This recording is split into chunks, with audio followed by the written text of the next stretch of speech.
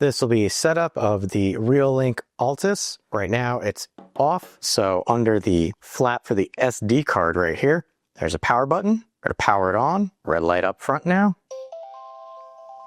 Speaker. Welcome to Reolink. Please install Reolink app and scan the QR code on the camera. So this is the part about Reolink that I don't particularly care for, is that they go through every language in creation, but I have the Reolink app, which is what it prompted me to do. We're gonna hit the plus sign, and it says scan the QR code, which is located at the top of this.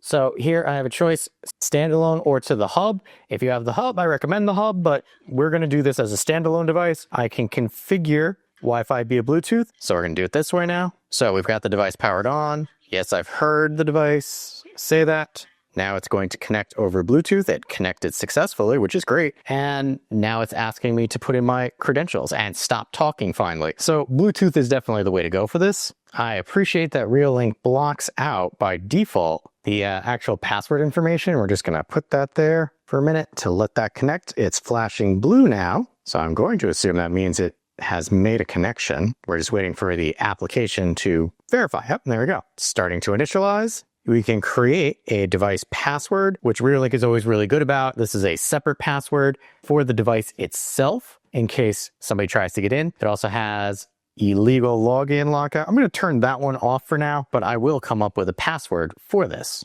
Now that I've created the password, I'm hitting next to verify. I'm going to leave the name as Reolink Altas, but you can change it if you want. It's giving you some recommendations on placement. So don't place where frequent motion happens. Don't point directly at the light, close to strong signal interference, or point at a heat source or mirror at the bottom there. So this is one thing that I wish Reolink would not do, and that's, hey, we've got this QR code that you could share this camera. I wish they wouldn't show that QR code.